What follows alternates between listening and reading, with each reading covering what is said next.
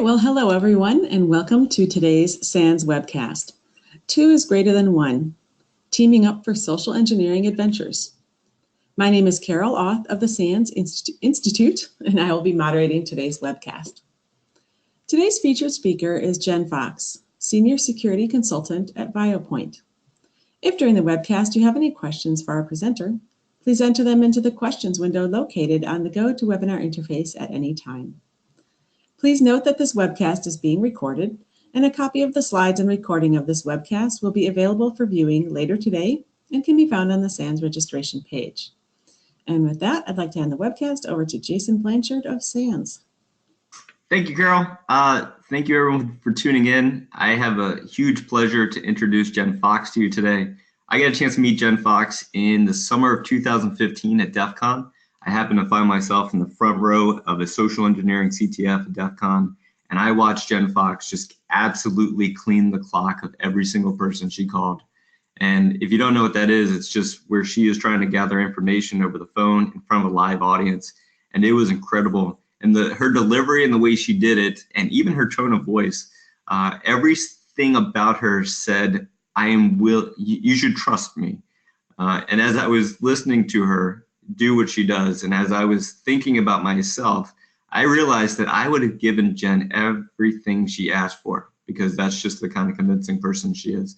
And so over the years, we've gotten to know her better, and she presented at Hackfest for us in 2017, and I asked if she would be willing to come on, do this webcast, and talk to you all about how you can take social engineering and partner with a technical pen tester and get way more out of an engagement than just being by yourselves.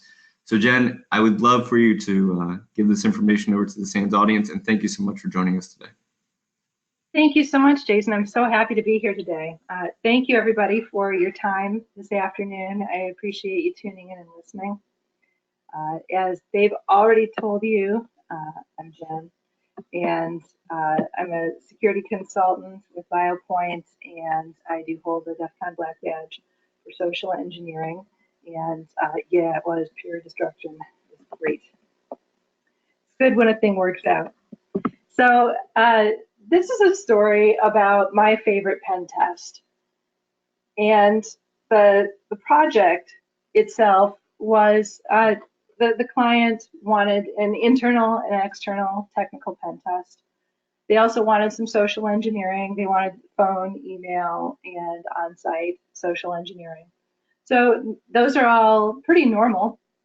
And what was unusual, though, or the twist, was that they wanted to understand if the exploits were led by social engineering, what would that mean in their environment? They wanted to understand how social engineering would play a role in compromise in their environment.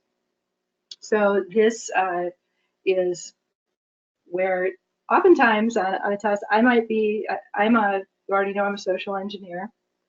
I don't do technical pen testing. And I have a counterpart. In this case, it was my teammate, Adam, who is a really good technical pen tester, and he does not do social engineering. He does not aspire to do social engineering. That's not a thing that he wants to do or a place he wants to go.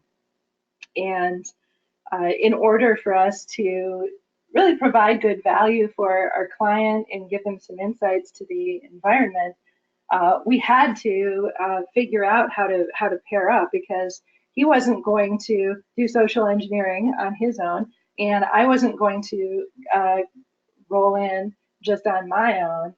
And we had to do more than just get passwords or just access to physical areas. We needed to do combine the technical exploits.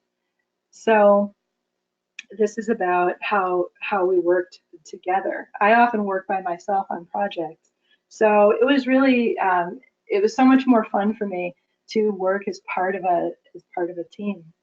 Some of our goals for this test were to obtain, they're pretty normal testing goals.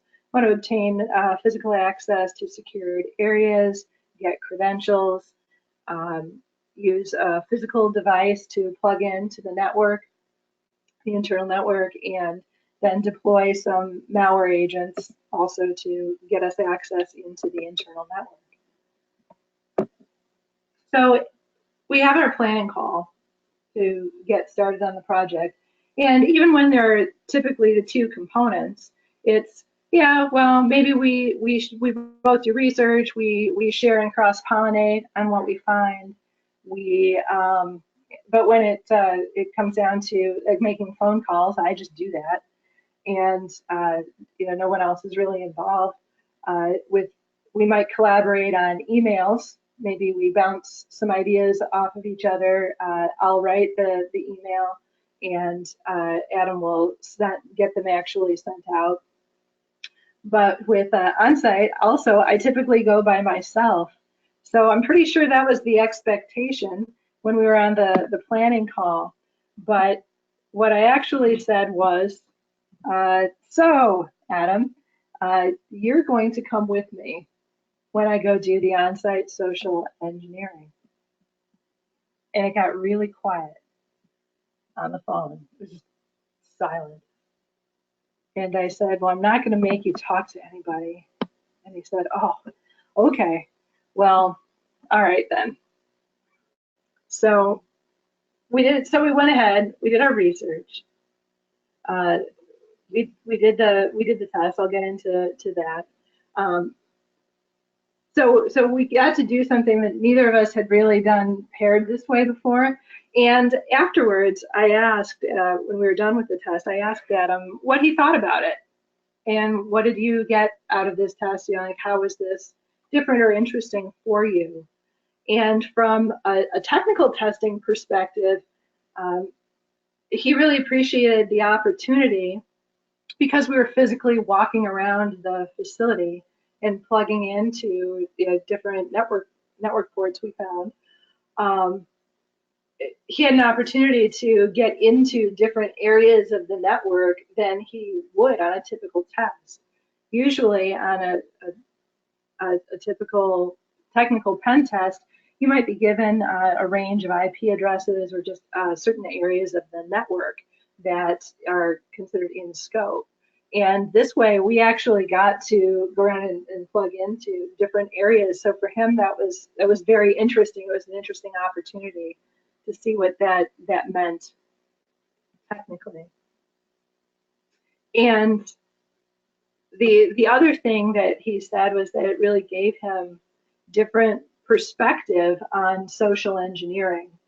A lot of times when we do social engineering presentations, or if you look some up on YouTube, there's plenty of them. You hear all about the fun part, like when stuff actually happens. And it sounds like people just walk in and they say or do something, and all the information is magically given to them. And so for this, Adam actually got that view of all the things that we do to prepare and everything that's involved in making all of that happen. We don't talk about all of the hours of research, or when you have to make just a ton of phone calls before you actually find somebody at their desk who will answer the phone, for example. Now, nobody talks about that stuff. So it really gave him a different perspective about social engineering and what that's about. This is a chart I really like. This is one that I actually borrowed from Snow. She won the CTF the year before I did. And she used this in another SANS webinar that you can find online. But I really like this attack risk chart because this is the way we approach it when we go on site. That you start with things that are lower risk, where you're less likely to get caught. So you can start getting more information and accomplishing objectives, and then you move on to things that have progressively more risk. So similar to what you would do in a technical pen test, you're not going to do your noisiest thing first. You actually want to accomplish objectives before people start noticing you, hopefully. So we did a similar thing here. Now, we were on site for 3 days, and this was a hospital, a medical facility that we went to. And as we did our research, while we did find a lot of things, there were some key things we did not find. We did not find maps or references to where departments were. I saw one really nice close-up badge picture, but I also saw enough other information that I knew there was maybe a color coding system with the badges. So I knew that there were things I needed to understand, but there was just a lot of information about the facility itself that we just could not find, which is great. On the part of the client, that's perfect. I mean, that's how it should be. But when your job is to go in and start accessing the network and coming up with plausible ways to do that, then that's a little it's less than ideal. I like to have as much information as possible before I go in. So the first day that we just went as the public, because people go to hospitals to visit friends or relatives, and maybe hang out there for a while. So we were just there dressed jeans, t-shirts, just super casual. And our goals, of course, were to do more recon. And this was also one of the reasons I really wanted Adam to come on site with me, because he's an incredibly good observer. He observes and remembers a lot of detail about things, and having somebody else to help you watch for things in the environment is extremely helpful. So we needed to do recon. I wanted to find out where the IT department is, because that seemed like a great place to try to get into. They certainly have access to stuff, certainly more access than you're going to get through, say, the computer in the gift shop. So if I'm trying to get to sensitive places, that's a good spot.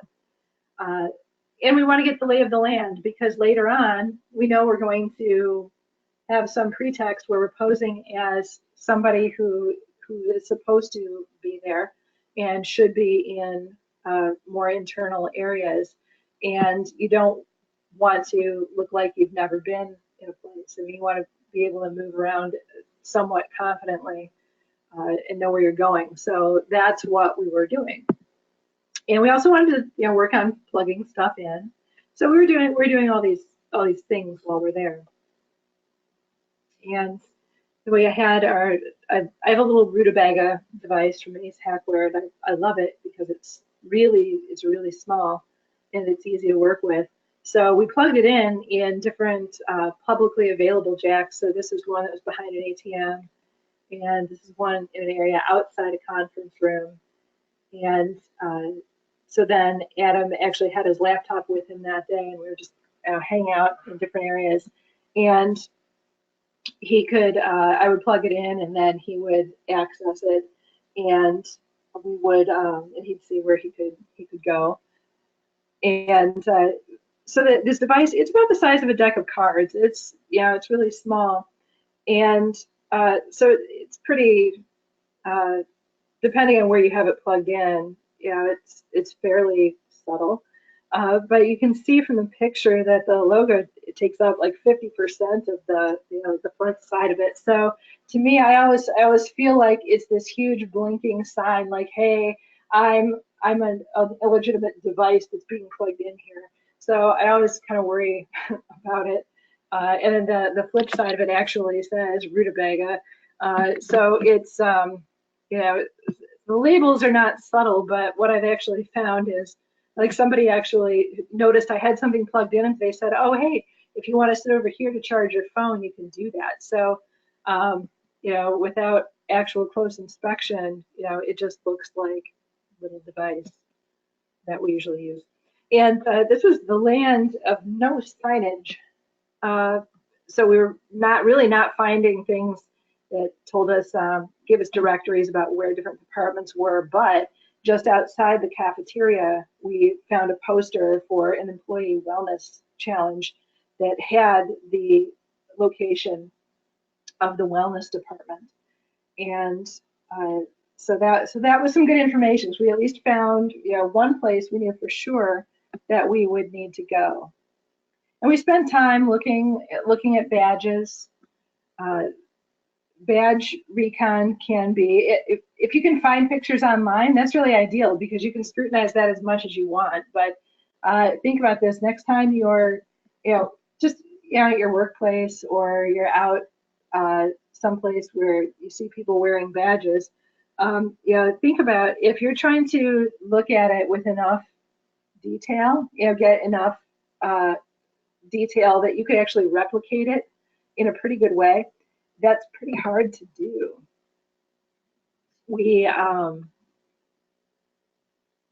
And I'll show you some pictures and talk about this more in a minute. But badges are kind of hard to look at. It's like awkward to try to look at somebody's badge and be subtle about it, because if somebody is staring at you or at something on you, you notice. And so you don't want to call that kind of attention to yourself in a really awkward way, because that's weird, right? So we got a bunch of information on our first day, and we plugged in to some different areas. So then when we left, we needed to decide what we were going to do the next day. How are we going to make our inroads? How are we going to dress so we can be coordinated? And I needed to make a badge. And there's my badge. IT analyst is something I know a lot about. So I've been in IT for a long time, 20 plus years. So that's, I'm pretty plausible as an IT person. And what we have observed is that the badges actually had this double barcode on their backside, and that a lot of people had keys also attached, which made sense later as we continued progressing through the test. We knew why.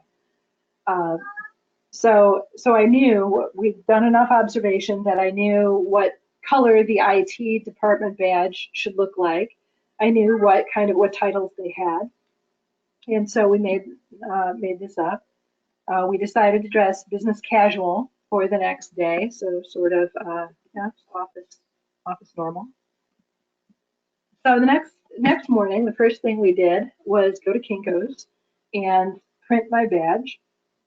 And literally, I just had it in a Word document. I had like an Avery template, and it was in a Word document. And we went to Kinko's, and I just printed it in color on normal paper. So there was nothing particularly high tech or fancy about it. I put it in the little badge holder, but then I put my hotel key card in between just to give it kind of the right weight and feel. So we did that.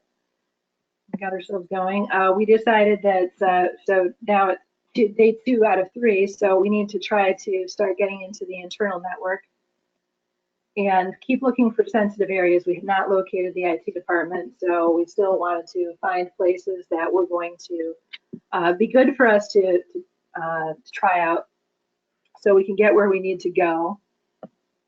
So our pretext, you already know that I'm an IT analyst, and we decided that Adam was going to be an intern. And it's been a very long time since I've been able to pass as an intern, but Adam still could. So we did that, and that was going to be our excuse about why we're kind of wandering around the place, because we still needed to do that. But we knew we wanted to wander to areas where somebody has to be wearing a badge. So we did that, and this is actually how I wore the badge, because that was another thing we observed on the first day, was that people really wore their badges way up high like that. And another thing about badges, just watch next time you go to like a food court near a big office area. Badges turn around a lot, which also adds to the complication of trying to figure out what a badge is supposed to look like for an organization. They flip around just naturally a whole lot of the time. So I wore it like right up where people could really see it. And so there we go. So now we're off, we're wandering around. We decide that we're going to go places. Something about social engineering engagements, when I start, even though I do social engineering, I'm nervous at the beginning of an engagement. It's just normal. And one of the things about social engineering is that it is about having command of yourself under different circumstances and mastering yourself. And so I know I know my path through that. I kind of know what the progression is. I know that I feel nervous at first, and when I get going, then I'm fine. So I know it's temporary, and so I can manage all that for myself. But now I'm not there by myself. I'm with somebody who has zero aspiration to be a social engineer. So this is a stressful situation for my teammate. And so now I really need to be cognizant of that, be mindful that this is a situation that's unusual for my teammate and really uncomfortable. And so it's important to make sure that I lend him moral support along the way. So the first place we go, I guess I figured it would be easy. We found the research library they had, and there was like a back room that had computers, and you needed to be staffed to get in. So we head over there, and we're heading for the back room, and a sharp-eyed librarian immediately came right out and stopped us. And she looked at me and looked at Adam, and she said, where are you going? I said, well, we just need to go into the back room here. And she said, looked at Adam and said, where is your badge? Why doesn't he have a badge on? So right away, we're in this spot, and Adam paused, and I'm sure it felt like forever from his perspective. And he said, well, I'm an intern. And I looked at her and I said, we've already had a talk about this. We're working on it. And she paused and looked at me and my badge and looked at Adam. And then in those moments, like, you really don't know what's going to happen next. But then she escorted us through to the back. So, yay. So we settled ourselves in, and we were actually able to, we unplugged one of the computers and plugged in our old device. And I got to look for documents on the computer I was sitting at. Adam, instead of having a laptop with him like he did on day one, for day two, he actually had software right on his phone that he could use to talk to the device and do scans and all that. So you've got me doing things at a computer, and then you have the intern sitting in looking at his phone. Tell me what is more plausible than an intern looking at their phone? So that worked out. So that was our first stop. Then we still needed to continue really wandering around the facility to try to find stuff, because there really was no signage for internal things there, which was great. Again, good on the client. That's really appropriate, because in a place that's so heavily trafficked by the public, you don't want to tell everybody where sensitive documents or areas are, right? I mean, you don't want it labeled, but it makes it harder when you're trying to find something like that when you're not supposed to. So we're wandering around, and at one point we were in the basement. We actually found some maps, which was great, some good maps. We got on an elevator, and the elevator doors closed, and Adam turned to me and he said, I don't even know where we are. Where are we going? And I kind of laughed. I said, well, I don't know where we're going, and we're going to find things. There's just a ton of uncertainty. I said, this is just how it is, because we have to find stuff and we don't know where it is. so sometimes it's good just to know that it's like, yeah, this is just, yep, this is what we're doing, and this is how it is. And I don't know what's going to be there when the elevator doors open, but we'll find out. And so one of the things that we found was on the map was an auditorium. So we knew for sure there's going to be some network jacks in there, almost certainly. We got there and it turns out there's an on-site awards event going on. So super. So we went to it. It was nice. It was very inspiring. And they had free cookies, which I have to say was one of the highlights of this. So we got our free cookies and hung out. We obviously didn't walk up in the middle of the presentation try to plug stuff in,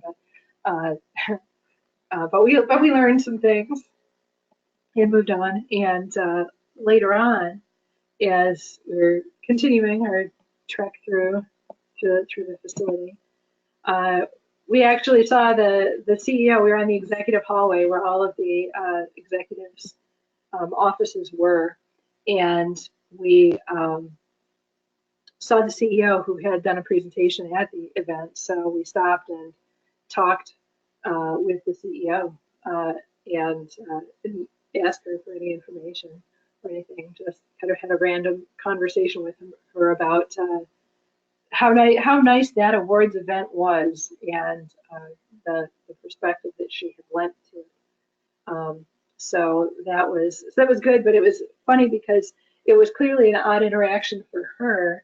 And she looked at me and she was looking at the badge, and but didn't ask any questions.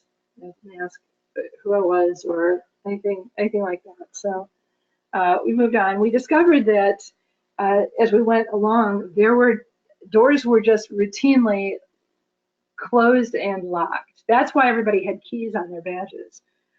Because everyone locked their offices and their doors, even conference rooms, like all that stuff was closed and locked when it wasn't being used or when people were away. So great habit for them, but little, it creates more work for someone who's trying to get into those areas. So that was kind of interesting and different from other environments.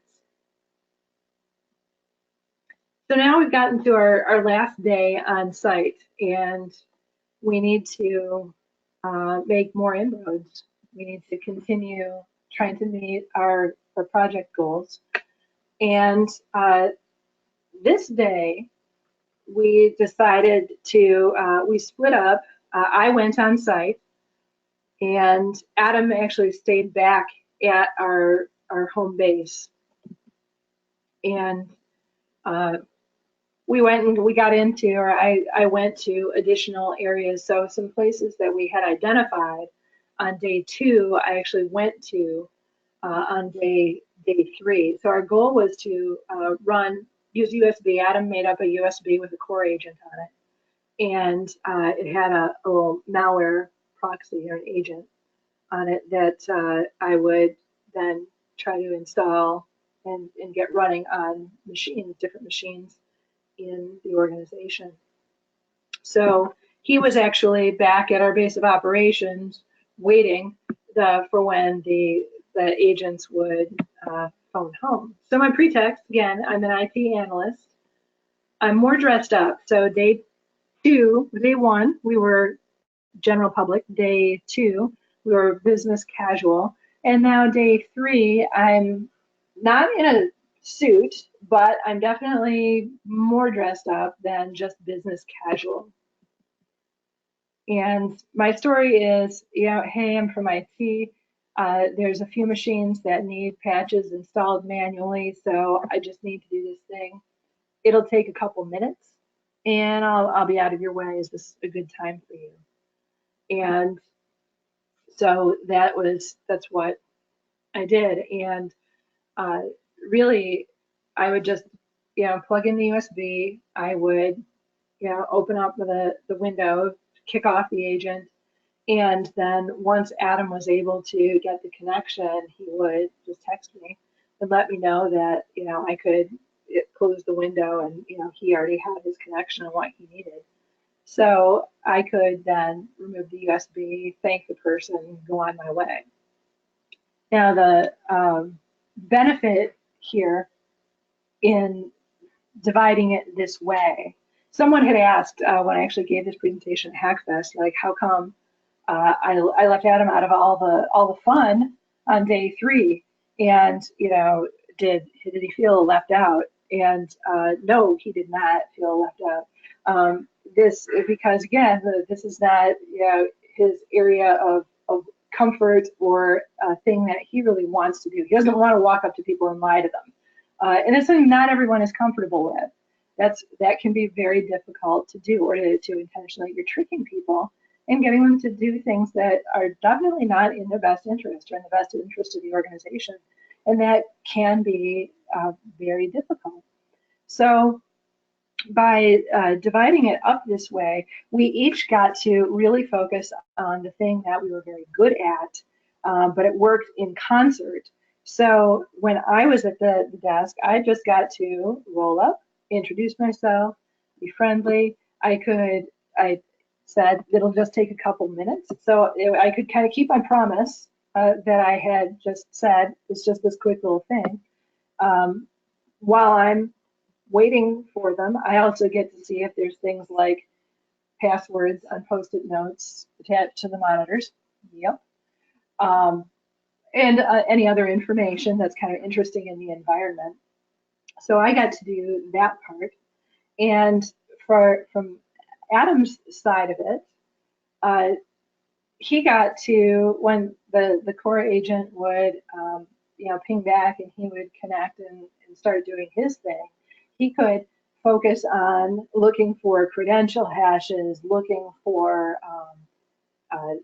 information, sensitive information, try to get network information.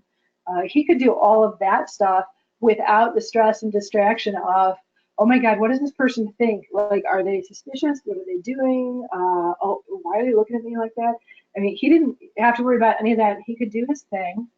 When he was done, he could do it at a pace that was quick but worked for him.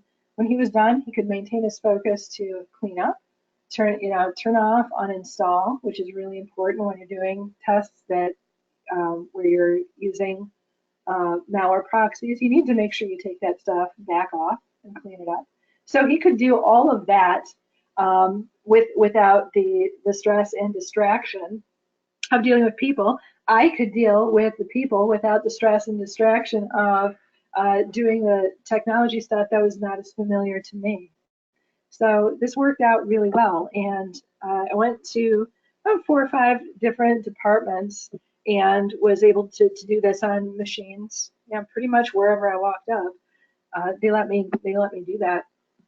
And so that was super, made me happy.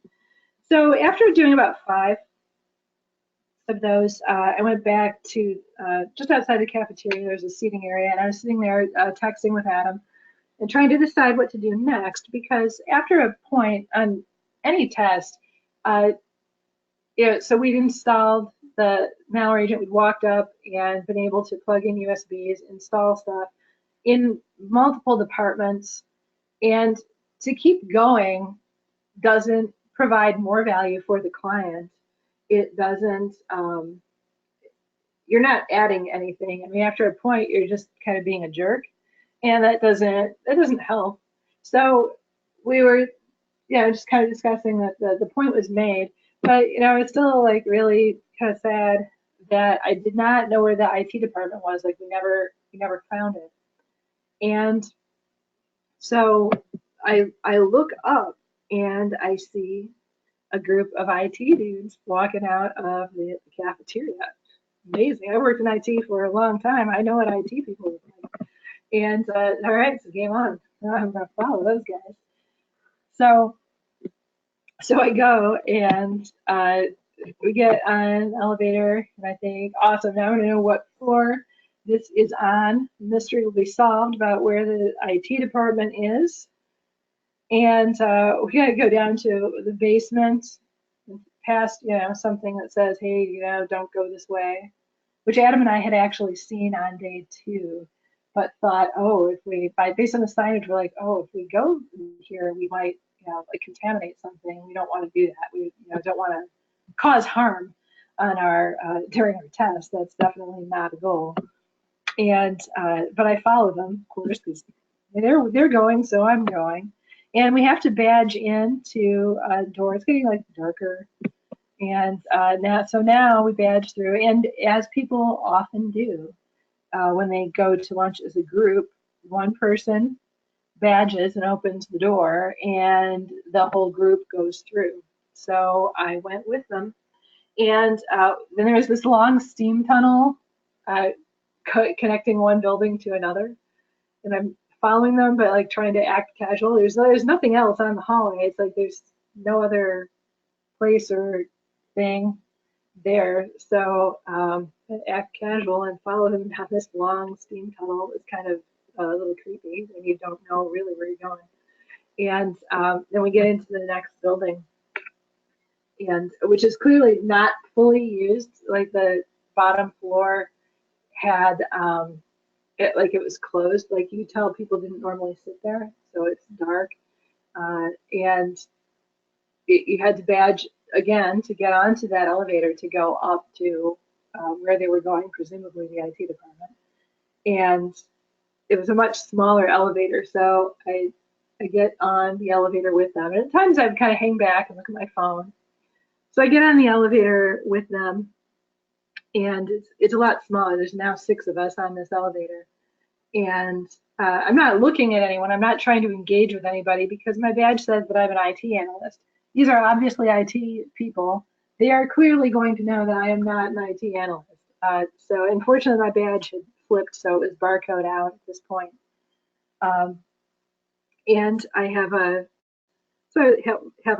planner. I actually do use like a physical planner that you write in with, like a pen and stuff. A few people still do that. So I have that, which probably does not make me really look like an IT person exactly. Probably more like someone who's going to meet with your boss, someone who's from another department. I've got a badge. At least 1 or 2 people who are on the elevator with me they're looking at me, but I'm looking at my phone. I'm looking at emails, looking a little irritated. No one's asking me questions. Nobody is asking like, oh, hey, who are you here to see? Or, where are you going? Or hi, my name's Bob. So there's none of that. So someone's clearly suspicious, but they are not saying anything. And we get off the elevator, and this area was no exception. It was once again the land of hallway full of locked doors, closed locked doors.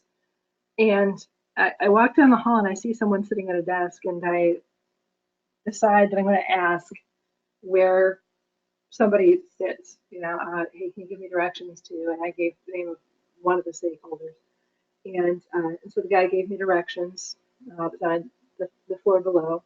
So I managed to go there, and more locked doors, more closed locked doors. It was lunchtime, so there was really nothing much I could do on that other floor. So I go back to the original floor and I look at a directory. They actually did have a directory there once you were inside that department. And I realized that the person I'd asked for directions was actually the main stakeholder. And so I think, okay, well, I'm just going to go back and I'm going to introduce myself and then just tell them about the test.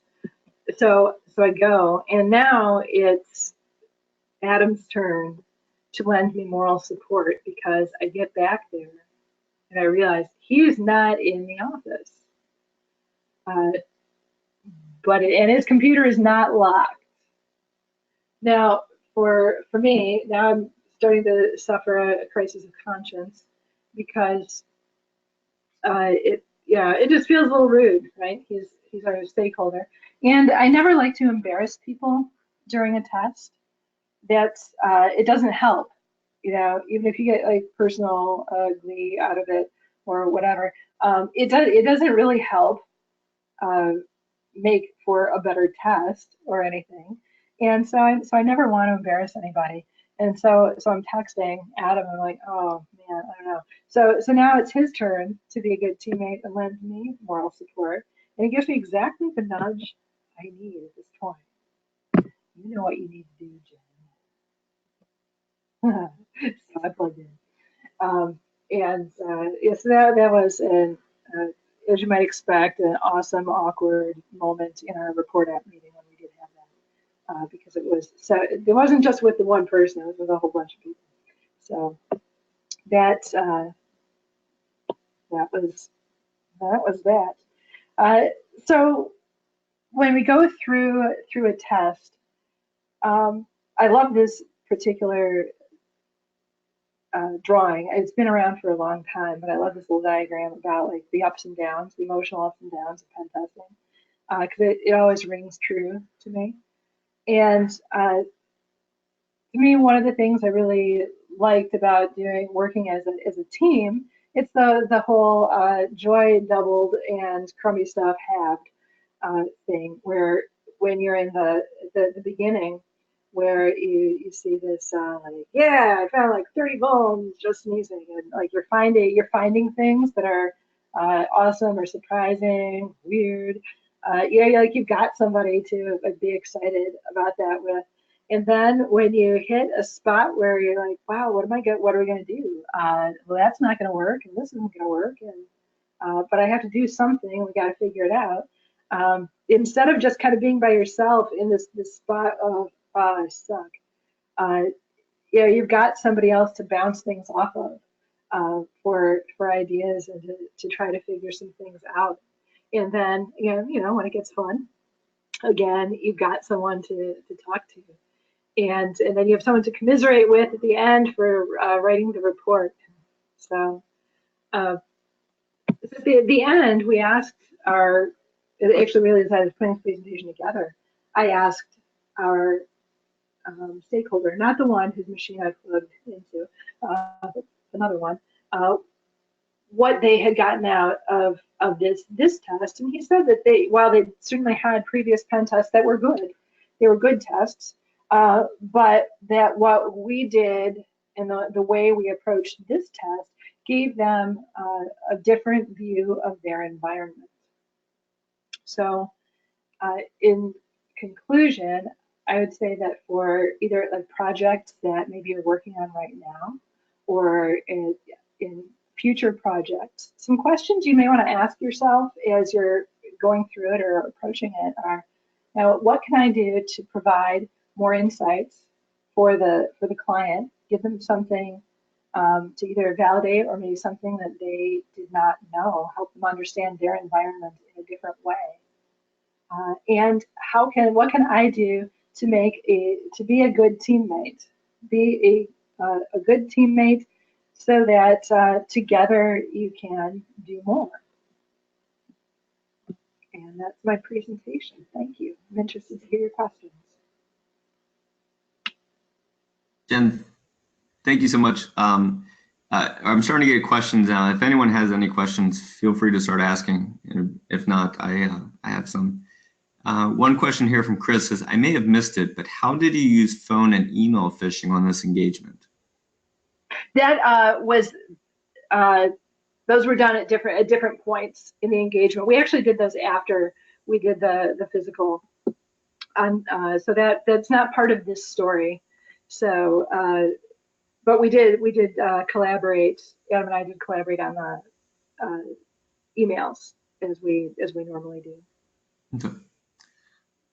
I have a question. The malware that you're putting on the computers when you're plugging in, is that specifically non-harmful malware that's prepared just to know that it's there, or what are you putting on there?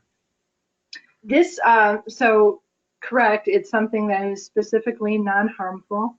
And what this was an agent, just a little piece of software that was going to kind of phone home, if you will, to the machine to where Adam was monitoring, and would allow him, it would create a connection so that he could then access that computer and start doing work. So it wasn't like installing a virus or anything like that.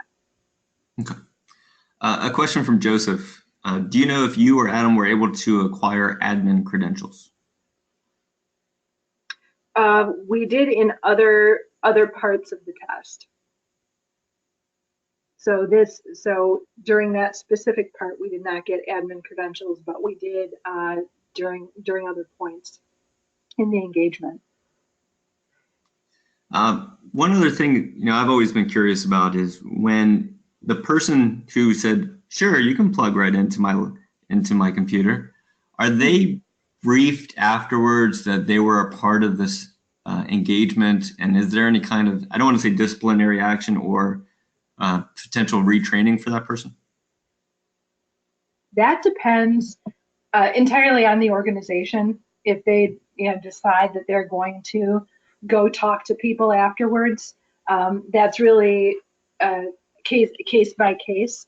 I usually recommend not doing. I mean, again, it's always up to the client, but I usually recommend not doing like disciplinary action. Like, people shouldn't get written up for it, in my opinion.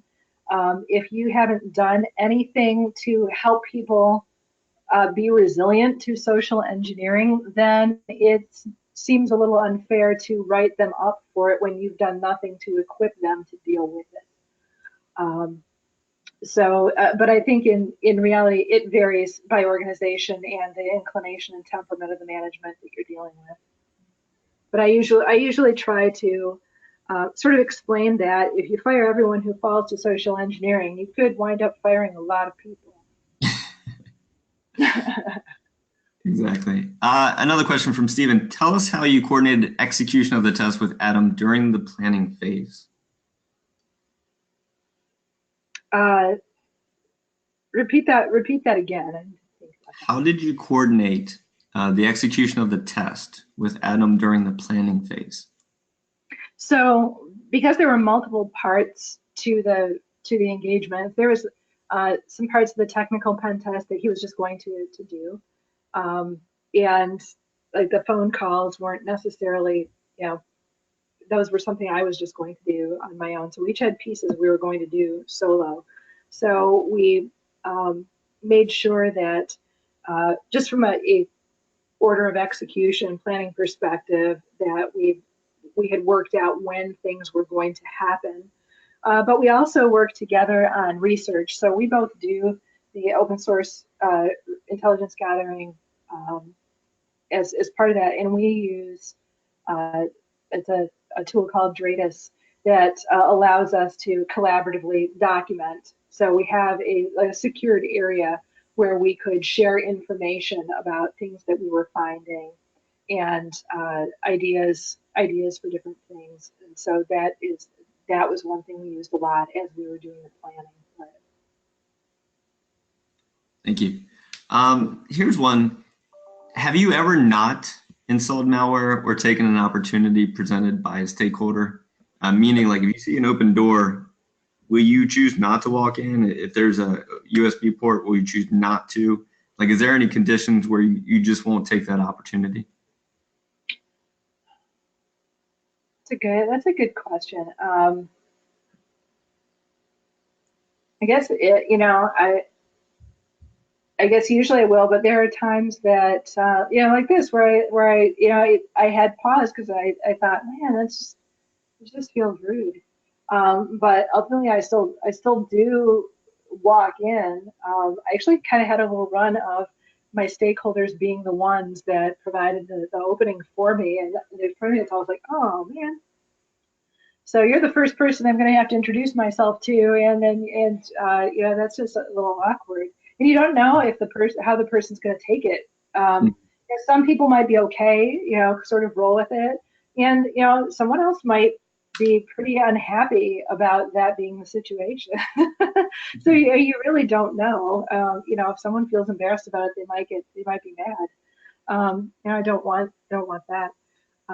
So is there a time? I mean, I always think about it. I don't. I just don't. Plug everywhere with impunity. But usually, even if I'm feeling like a little, oh, this person's so nice. Well, oh well. Oh well, I need to install a patch. I usually will still do that. Thank you. So this is a question for, if a company has a regular, security awareness training program in place, do you believe that it will reduce their likelihood of being a victim of, and I don't want to say victim, less likelihood of being susceptible to social engineering methods and tactics?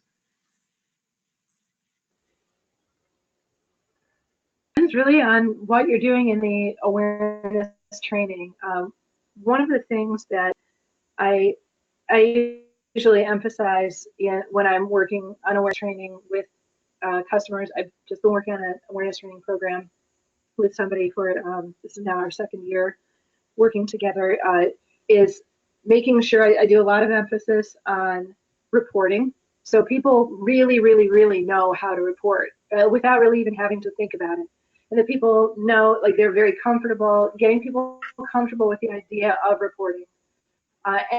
Anything that seems unusual, because I think there's definite value in doing phishing exercises. A lot of organizations do that, and educating people in that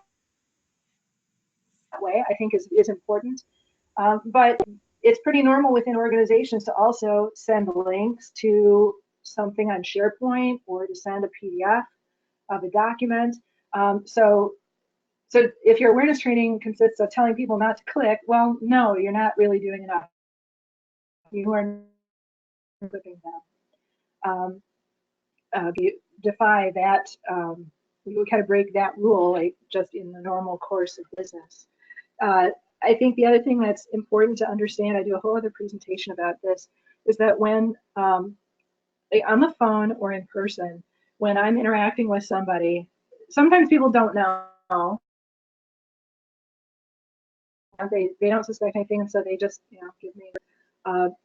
But sometimes when somebody thinks like, oh, wait, you just asked me for my password, and that does not seem right.